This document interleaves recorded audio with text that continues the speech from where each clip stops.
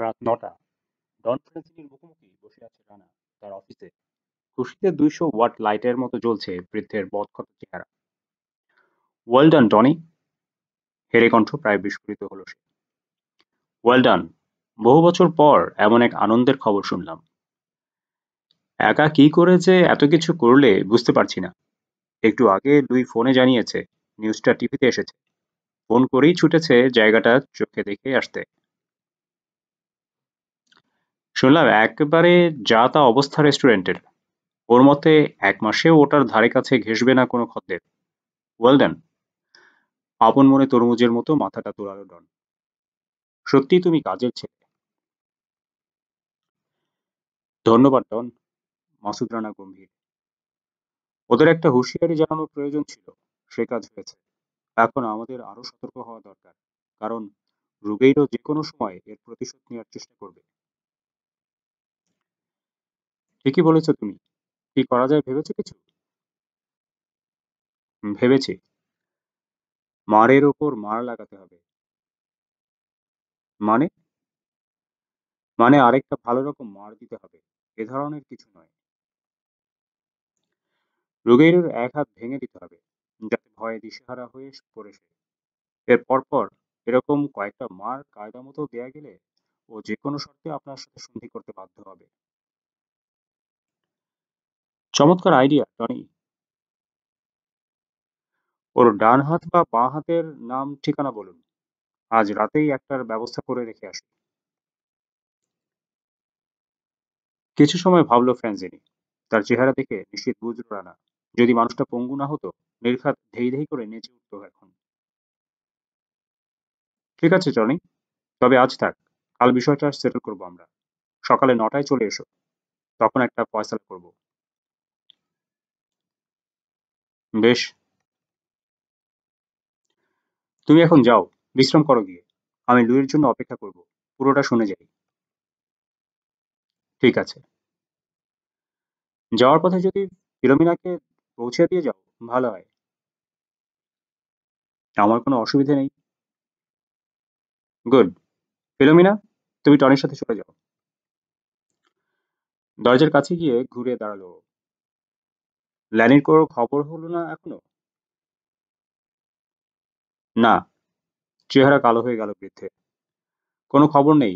বড় কাজের লোক ছিল ল্যারি। আর কিছু বলল না রানা। চাচাকে গুড নাইট জানিয়ে ওর সাথে বেরিয়ে এলো ফিলোমিনা। বিল্ডিং থেকে বেরিয়ে এসে মূল দরজার ফ্রেমে বসানো একটা সুইচ টিপে দিল সে। ভেতরে কোথাও মৃদু আওয়াজের বেল বেজে উঠল। পরক্ষণে ঘর ঘর শব্দে লেগে গেল দরজাটা। বিদ্যুৎ চালিত দরজা ওটা। ভেতরে আর কাউকে দেখেনি রানা। তার মানে ডনি বন্ধ করেছে সুইচ টিপে। ওটা কোথায় আছে কাল জেনে নেওয়ার চেষ্টা করতে হবে। নিজেকে মনে করিয়ে দিল ও। কোথায় ডিনার করা যায় বলো তো? আসলো ফিলোমিনা। তোমার যেখানে ইচ্ছে। এখানে এলাম মাত্র ২ দিন। কোথায় রান্না ভালো জানবো কি করে? হুম, তাও তো কথা। চলো তাহলে। লোয়ার ইস্ট সাইডের অভিজাত এক রেস্টুরেন্টে রাজকীয় ডিনার খেয়ে দুজনে যখন বের হলো তখন প্রায় ১১টা। সোজা লন্ডন টেরেসে ফিরে এলো ওরা। ফিলোমিনার ফ্ল্যাটে। আজ থাকছো তো টনি? বাঁকা কটাক্ষ হানলো মেয়েটি। মুখে মিটিমিটি হাসি। কি হলে চাবি ঢোকালো। কি করে থাকি? চেহারায় হতাশা ফুটল ওর। মানে? কথা ছিল তুমি আমাকে সাদাসিধা করবে, কিন্তু। আচ্ছা, এই কথা। ভেতরে ঢুকলো ওরা। ইচ্ছে করেই আলো জ্বাললো না ফিলোমিনা। অন্ধকারে কাছে চলে এলো রানার। ১ মিনিট কোনো সাড়া নেই। এবার হয়েছে? অর্ধেক হয়েছে, বলল রানা। আবার ১ মিনিট নীরবতা। এবার? হ্যাঁ, হয়েছে। আলো জ্বলে উঠল ঘরে। দরজা বন্ধ করে তাতে পিঠ দিয়ে দাঁড়ালো ফিলোমিনা। চকচকে চোখে দেখছে রানাকে। ঘন হয়ে এসেছে নিঃশ্বাস। হাতের ব্যাগ ছুঁড়ে ফেলে দিল সে। খুলে ফেলল কোট। অল্প ওয়াটের হালকা নীল আলো জ্বলে উঠল ফিলোমিনার বেডরুমে। 2 ঘন্টা পর হেড স্ট্যান্ডে হেলান দিয়ে আধশোয়া হয়ে আছে মাসুদ রানা। ফিলোমিনা শুয়ে রয়েছে ওর বুকে মাথা রেখে। আজ কোথায় কোথায় গিয়েছিলে? কথা পারল রানা আলগোছে। কখন? মনে হলো প্রশ্নটা বুঝতে পারিনি সে।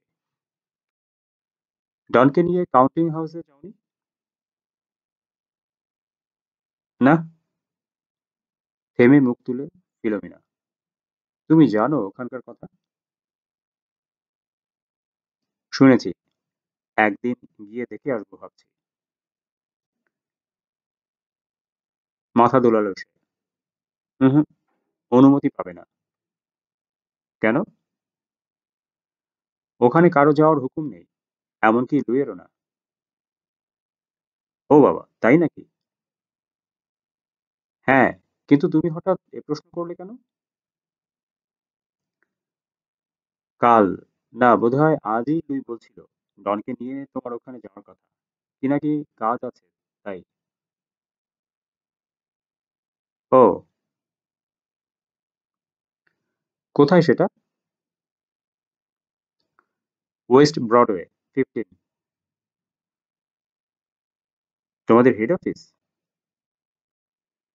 হ্যাঁ। নিশ্চয়ই খুব ইমপ্রেসিভ জায়গা, দেখতে ইচ্ছে করছে। চাচার হুকুম লাগবে, হাসলো ফিলোমিনা। তাও সহজে পাওয়ার সম্ভাবনা নেই। বাদ দাও তো ওসব প্রসঙ্গে। হাত বাড়িয়ে বেডসাইড ল্যাম্প অফ করে দিল সে। কিছুটা হতাশ হতেই হলো ওকে। কাউন্টিং হাউসে যত তাড়াতাড়ি সম্ভব যেতে হবে ওকে। তালিকাটা হাতে না আসা পর্যন্ত স্বস্তি নেই। কিন্তু যাওয়া যায় কি করে? তাড়াতাড়ি আরো কিছু ওস্তাদি দেখাতে হবে ডনকে। দ্রুত নিজেকে অপরিহার্য করে তুলতে হবে লোকটার কাছে। তবেই হয়তো। ফিলোমিনার খোঁচাখুচিতে ভবিষ্যৎ চিন্তা বাদ দিতে বাধ্য হলো ও বর্তমান নিয়ে ব্যস্ত হয়ে পড়ল।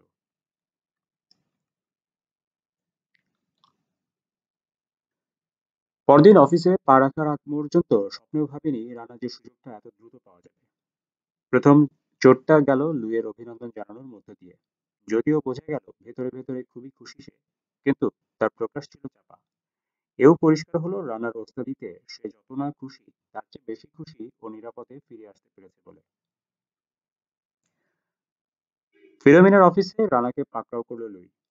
মুখে নীরব চওড়া হাসি। তাকে হাত বাড়াতে দেখে হ্যান্ডশেক করবে ভেবে রানাও হাত বাড়ালো, কিন্তু দুহাতে ওকে বুকে জড়িয়ে ধরল লুই। তুমি ভালোই ভালোই ফিরতে পেরেছো বলে আমি খুব খুশি হয়েছি টনি। খুব দুশ্চিন্তায় ছিলাম। ধন্যবাদ লুই। দুহাতে ওর দুই বাহু ধরে এক পা পিছনে সরে দাঁড়ালো লুই। নজর গোলালো রানার আপাদমস্তক। তুমি যা ঘটিয়েছো, দেখে শুনেও বিশ্বাস হয় না টনি। পত্রিকা দেখেছো আজকে? না। দেখো গিয়ে। চাচার অফিস ইঙ্গিত করলো লুই। 12টা বেজে গেছে রেস্টুরেন্টের। যাচ্ছে তাই অবস্থা। কেউ জখম হয়নি তো? আতঙ্কিত হয়ে পালাবার সময় দু একজন সামান্য চোট পেয়েছে। বোমার ঘায়ে নয়। কাল রাতেই ওখানে গিয়েছিলাম আমি অবস্থা দেখতে। ওহ গড, যা দেখালে তুমি। হিরো বনে গিয়েছো তুমি চাচার কাছে টনি। মুচকে হাসলো রানা। কাজ পেলে ওদের দিকে তাকিয়েছিল ফিলোমিনা। চোখাচোখি হতে সেও হাসলো। এসো। বাহু ধরে টান দিল লুই। চাচা বসে আছেন তোমার জন্য। আজ কয়েকটা সারপ্রাইজ অপেক্ষা করছে তোমার জন্য। মানে? এসো, জানতে পারবে।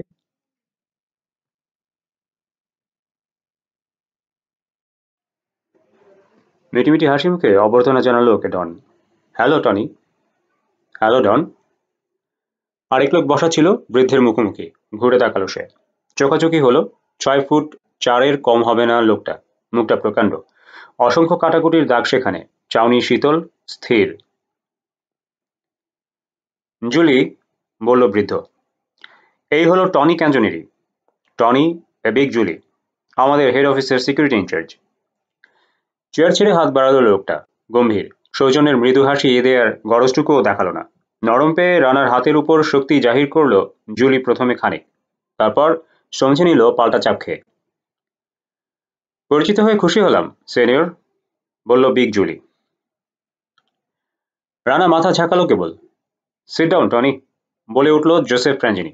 জরুরি কথা আছে। লুইকে মাঝের চেয়ারে ঠেলে দিয়ে রানা বসলো আরেক মাথায়। বিগ জুলি একটা বিষাক্ত সাপ, দেখা মাত্র বুঝেছে, তাই পাশে বসেনি। ওরকম সাপের বেশি কাছে বসা নিরাপদ মনে করে না। হেড অফিস, বলল রানা, যেন এই প্রথম শুনল কথাটা। হ্যাঁ, মাথা দুলালো ডন। আমরা অবশ্য কাউন্টিং হাউস বলি। ও হ্যাঁ, শুনেছি লুইয়ের মুখে। একে ডেকেছি তোমাকে ওখান থেকে ঘুরিয়ে আনার জন্য। গিয়ে দেখে এসো কোন কোন ক্ষেত্রে বড় রকম সমস্যায় আছি আমরা, শুনে এসো। বিল্ডিংটা চিনে আসা প্রয়োজন তোমার। সপ্তাহে একবার ওখানে যাই আমি হিসেবপত্র চেক করতে। ল্যারি স্পেলম্যান নিয়ে যেত আমাকে।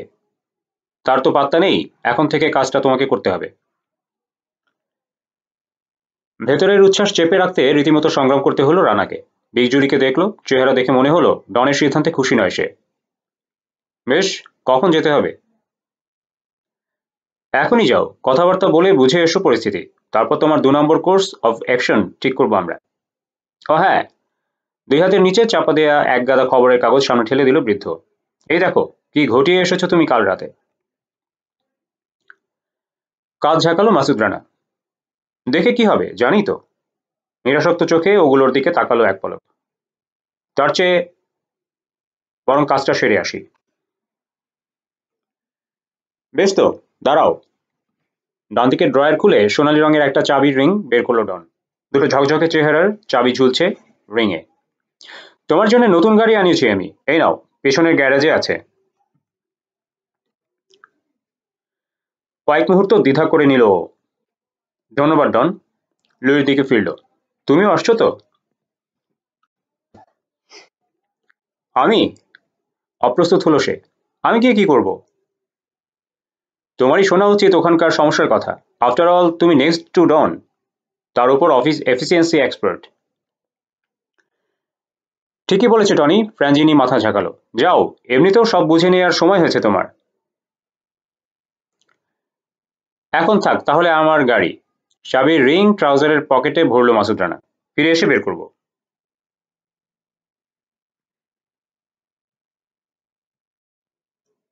মাথা ঝাঁকালো বৃদ্ধ। ওকে। বেরিয়ে এলো ওরা তিনজন।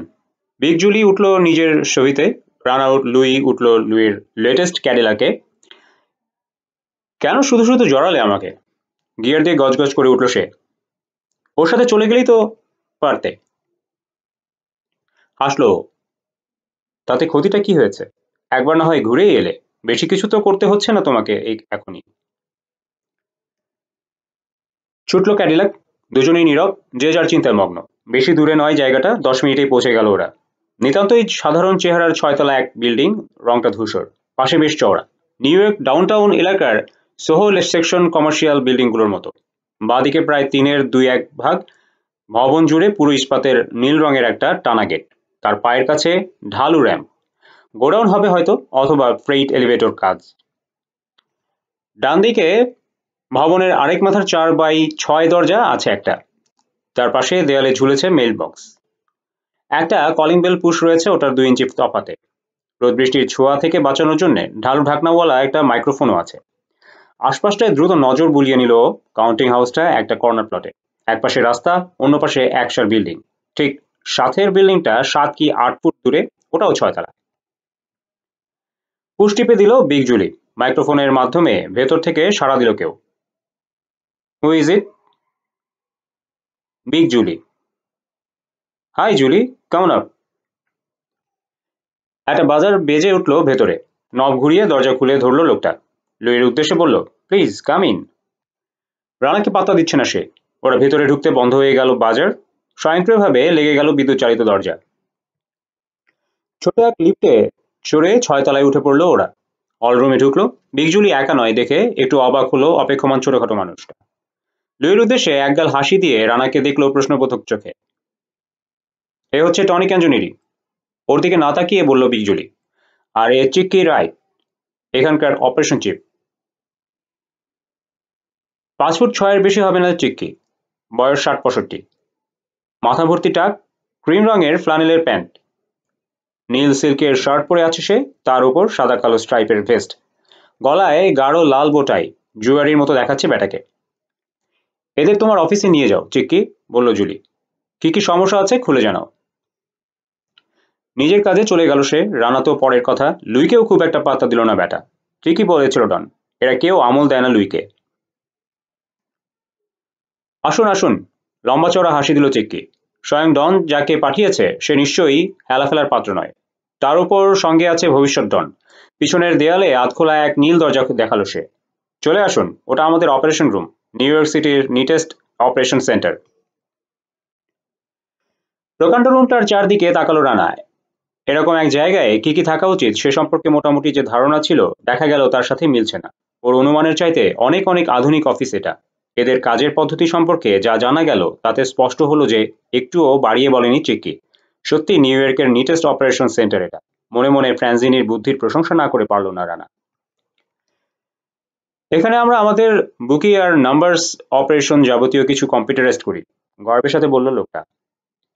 পুরো বিল্ডিংটাই উজ্জ্বল পালিশ করা আধুনিক এক অফিস। 6 তলা, তার মেমোরি ব্যাংক। প্রথম যে রুমে নিয়ে আসা হয়েছে ওদের, সেটার কম্পিউটার রুম। একটা প্রকাণ্ড সেন্ট্রাল কম্পিউটার, আর আছে অনেকগুলো ডেস্কটপ।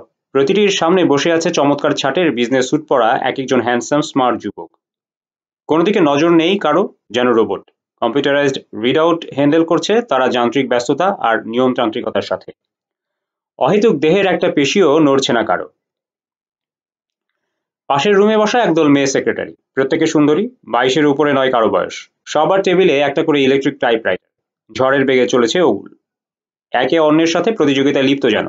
এরাও পাশের রুমের যুবকদের মতো রোবট, মানুষের সাড়া পেয়েও তাকালো না। হিউস্টন স্ট্রিটের প্রত্যেকটা নাম্বারস বেট এখানে প্রসেস করা হয়, বলল চিক্কি রাইট। প্রতিটা ঘোড়দৌড়ের বেটও, প্রতিটা রেসের ফলাফল টেলিফোনের মাধ্যমে প্রথমে এখানে আসে। শিকাগোর আর্লিংটন সহ পূবের অন্য সমস্ত জায়গায় যত রেস হয় সবগুলোর সব রেকর্ড করি আমরা কম্পিউটারে। বাজির টাকাও এখান থেকে শোধ করা হয়। মাথা ঝাঁকালো মাসুদ রানা। বুকমেকিং এ ইলেকট্রনিক ডাটা প্রসেসিং, দারুণ আইডিয়া। এবং এফিসিয়েন্ট, যোগ করলো জুয়ারি। দৈনিক $80,000 ব্যবসা প্রসেস করি আমরা এখান থেকে। হিপ পকেটের নোট বইয়ে জমা খরচ টুকে রাখার দিন এখন নেই। অফ ট্র্যাক বেটিং কি প্রতিক্রিয়া সৃষ্টি করেছে আপনাদের ব্যবসায়? আন্ডারওয়ার্ল্ড বুকিদের মার দেওয়ার জন্য কিছুদিন আগে নিউ ইয়র্কে অনেকগুলোর ওটিবি অফিস খোলা হয়েছে। প্রায় একই কাজ তাদের। বাজির টাকা শোধ করে লাভের যে অংশ বিশেষ করে মাফিয়া পরিবারগুলোর পকেটে যেত, সেই টাকাটা বাঁচাবার জন্য এই ব্যবস্থা। সেই টাকা বর্তমানে ওটিবি ব্যয় করে শহর উন্নয়নের কাজে। তেমন কিছু না, মাথা দোলালো লোকটা। অবশ্য প্রথম যখন কাজ শুরু করে ওটিবি তখন চিন্তায় পড়ে গিয়েছিলাম। তবে আফটার অল আমরা যাই হই, ব্যবসার প্রশ্নে 100 ভাগ খাঁটি। পাবলিক তা ভালোই বোঝে, বরং সরকারি বিশেষ সুবিধে করতে পারেনি এই লাইনে। এরপরও আছে নাম্বারস বেট। বহু চেষ্টা করেছে সরকার আমাদের ওই ব্যবসা প্রতিষ্ঠান ঠেকাতে, কাজ হয়নি। তবে আমাদের পিছু ছাড়েনি সরকার। ভবিষ্যতে পরিস্থিতি কি দাঁড়াবে বলা যায় না। কানের লতি চুলকালো রানা। সেন্ট্রালাইজড, অর্গানাইজড, এফিসিয়েন্ট, চমৎকার। আর কি চাই? তোমাদের ট্রাক ব্যবসাও কাউন্টিং হাউসের মাধ্যমে চলে নাকি? লুইকে জিজ্ঞেস করলো। ভুরু কুচকালো সে। না, মানে ঠিক জানি না আমি। আইডিয়াটা কেমন? চিকচিকে না সূচক মাথা দোলাতে দেখলে বলল রানা। কাউন্টিং হাউসকে যদি ট্র্যাকিং ব্যবসার কমেন্ট পোস্ট করা হয় কেমন চলবে? আইডিয়া ভালোই, কিন্তু মুশকিল হচ্ছে নতুন এক অপারেশন শুরু করতে হলে স্পেস চাই। সেই জিনিসটাই নেই আমাদের। তাছাড়াও কাজের জন্য খুব বিশ্বস্ত মানুষ প্রয়োজন। কিন্তু মনে মনে হাসলো ও। বলে কি হারামজাদা, শালা চোরের সর্দার কি না বিশ্বস্ত মানুষ চায় চুরির টাকার চুরি ঠেকাতে। টনি এখন থেকে এখানে আসবে, বলে উঠল লুই। তোমাদের কাজকর্ম দেখাশোনা করবে, আমাকেও আসতে হবে। কি বলছেন? অকৃত্রিম বিস্ময়ে ফুটলো চিক্কির চেহারায়। আপনি এসব ব্যবসা দেখাশোনা করবেন? কেন? চেহারায় কাঠিন্য ফুটলো রানার। আপনার অসুবিধা হবে লুই এলে? অপ্রস্তুত চেহারা হলো চিক্কি রাইটের। না না, আমার অসুবিধা কি? আমি তো এদের হুকুমের চাকর। অত ছোট ভাববেন না নিজেকে, বরং উল্টোটা ভাবুন, মনটা ভালো লাগবে। ডনের ক্ষমতা নেই কাউন্টিং হাউসের উপর সব সময় নজর রাখার, লুইও কিছু বোঝে না এসবের। সেই সেন্সে আপনিই বরং এখানকার সর্বেসর্বা। হ্যাঁ, না মানে, বাদ দিন। আপনাকে কি কি সমস্যা মোকাবেলা করতে হয় সে সম্পর্কে বলুন শুনি। আসুন, বলল সে, আমার অফিসে গিয়ে বসি। রুমের এক কোণের চমৎকার কাঠের প্যানেলিং ঘেরা একটা অফিসে নিয়ে এলো সে ওদের। ঘরের মাঝখানে বড় একটা ডেস্ক, পায়ের নিচে পুরু কার্পেট। এক দেয়াল জুড়ে দাঁড়িয়ে আছে অনেকগুলো স্টিলের ফাইলিং ক্যাবিনেট। বসুন। ডেস্কের ওপাশের বড় এক রিভলভিং চেয়ারে বসলো চিক্কি, ওরা বসলো তার মুখোমুখি। বড় সমস্যাটা কি চিক্কি? প্রশ্ন করলো লুই। সেই একই, লেমন ড্রপ। কি করেছে? আমাদের রানারদের টাকা পয়সা ছিনতাই করছে। এ তো শুনেছি নিত্য ঘটনা, নতুন কি? চিন্তিত ভঙ্গিতে গাল চুলকালো লোকটা। রানাকে দেখছে অন্যমনস্ক চোখে। নতুন হচ্ছে, গত সপ্তাহে 14 বার হিট করেছে সে। এ সপ্তাহের আজ তৃতীয় দিন, এর মধ্যে কাল সন্ধে পর্যন্ত 5 বার হয়ে গেছে। এ সহ্যের বাইরে। এত ক্ষতি স্বীকার করা কষ্টকর। রানার দিকে ফিরল লোকটা। আমাদের নগদ টাকা বয়ে আনে এই রানার, রোজ সন্ধ্যের পর এনে জমা দিয়ে যায় এখানে। সপ্তাহে 3-4টা ছিনতাই সহ্য করা যায়? 3-4 জন রানার মার খাবে, এ আমাদের ধরাবাঁধা হিসেব, কিন্তু হঠাৎ করে খুব বাড়াবাড়ি শুরু হয়ে গেছে। এসব ঠেকানোর কি ব্যবস্থা আছে? জানতে চাইল ও। তেমন কোনো ব্যবস্থা নেই। 147 রানার আমাদের, প্রত্যেক দিন লোয়ার ম্যানহাটন থেকে ক্যাশ নিয়ে আসে। এতজনকে প্রোটেকশন দেওয়া অসম্ভব। 4-5 জন রানারকে হিসেবের বাইরেই রাখি আমরা, কিন্তু ইদানিং। লেমন ড্রপকে? রুগেইরো বাঞ্চের রানার ছিল একসময়, এখন বিশেষ করে আমাদের রানার পিকার। শুনি এ কাজ নাকি রুগেইরোকে না জানিয়ে করে সে। আসলে একদম বাজে কথা, কিছুদিন থেকেই রুগেইরো আমাদের পিছু লেগেছে, সেই করাচ্ছে এসব। নিউ ইয়র্কের রানাররা হচ্ছে অপরাধ জগতের সিঁড়ির প্রথম ধাপের। এদের সংখ্যা হাজার হাজার, বিভিন্ন জায়গা থেকে ঘোড়দৌড়ের বেটিং স্লিপ আর বাজি টাকা সংগ্রহ করে পৌঁছে দেয় এরা যার যার নিয়োগকর্তার পলিসি ব্যাংকে। লোকটাকে সরিয়ে দিলে সুবিধা হবে মনে করেন? রানার বক্তব্যের অর্থ ধরতে আজ বিশেষ দেরি হলো না লুয়ের। ঘুরে তাকালো সে, চেহারা নির্বিকার। ক্ষতি অন্তত হবে না, হাসলো চিক্কি। ও যদি এজন্য দায়ী নাও হয়ে থাকে, যে দায়ী সে ঘাবড়ে যাবে অবশ্যই। ওকে সরিয়ে দেয়াই ভালো, কি বলো লুই? বলল রানা। এক ঢিলে দুই পাখি শিকার হবে, আমাদের রানাররাও রেহাই পাবে, রুগেইরোর জন্যও আরেকটা লেসন হবে। কাজ ঝাঁকালো সে, ভাবখানা তুমি যা ভালো বোঝো তাই। চিক্কির দিকে ফিরল মাসুদ রানা। লেমন ড্রপ কেন নাম হলো তার? লেবু রসের খুব ভক্ত বেটা, পকেটে সবসময় প্যাকেট নিয়ে ঘোরে। আসল নাম গ্রেগরিও। ওকে চিনি আমি, আগে এত বদ ছিল না। কি করে চেনেন? আমার ছেলের ক্লাস ফ্রেন্ডও, ছোটবেলা থেকে দেখে এসছি। স্বভাব চরিত্র আগে ভালোই ছিল। I see. এক ঢিলে দুই পাখি শিকারের ব্যাপারটা কি সিনিয়র? Never mind. কড়া গলায় চিক্কিকে হতাশ করল লুই। Yes senior. মহড়া যথেষ্ট হয়েছে ভাবল রানা, এবার আসল কথা পাড়া উচিত। ওর মধ্যে কি? ফাইলিং ক্যাবিনেটগুলো দেখালো। Family jewels? না, আমাদের সমস্ত রেকর্ডস। বেটিং অপারেশনের? না সিনিয়র, পুরো অর্গানাইজেশনের যাবতীয় ব্যবসার, এ টু জেড এভরিথিং। বুকের মধ্যে গরম রক্ত ছলকে উঠল মাসুদ রানার। আগেই অনুমান করেছিল সেটা সত্যে পরিণত হওয়ায় হার্টবিট দ্রুততর হলো। এই তো, ভাবলো, হাত বাড়ালেই পাওয়া যায়, এত কাছে রয়েছে জিনিসটা, যে জন্য ছুটে এসেছে রানা। কোথায় আছে সেই তালিকা? কোন ক্যাবিনেটের কোন ড্রয়ারে? দাঁড়াও, প্যাচ আরেকটু লাগিয়ে নিই, তারপর দেখব। সিকিউরিটি ব্যবস্থা কিরকম? হাসি ফুটল চিক্কির মুখে। ফাইন ফাইন, নিচের 5 ফ্লোর খালি, নিজেদের জরুরি প্রয়োজন মেটানোর জন্য কয়েকটা অ্যাপার্টমেন্ট আছে খালি, হঠাৎ কেউ এসে পড়লে প্রয়োজন পড়ে। সন্ধ্যের পর এলিভেটর ডিসকানেক্ট করে দেওয়া হয়, সিঁড়ির প্রতিটা ল্যান্ডিংয়ে লোহার গেট আছে, ইলেকট্রিক্যাল সিস্টেম সব লাগিয়ে দেওয়া হয়, তারপর আছে কুকুর। কুকুর? হ্যাঁ, প্রত্যেক ফ্লোরের জন্য দুটো করে গার্ড ডগ, ডোবারম্যান। কারো সাধ্য নেই এত বাধা টপকে উপরে ওঠার। সে না হয় হলো, কোনো ম্যান গার্ড থাকে না? হ্যাঁ, বিগ জুলি আর রেমন্ড থাকে এই ফ্লোরে। জুলি প্রচন্ড শক্তি ধরে, ওর মতো শক্তিশালী মানুষ দ্বিতীয়টি দেখিনি আমি। তেমনি ওর শাগরেদ রেমন্ড।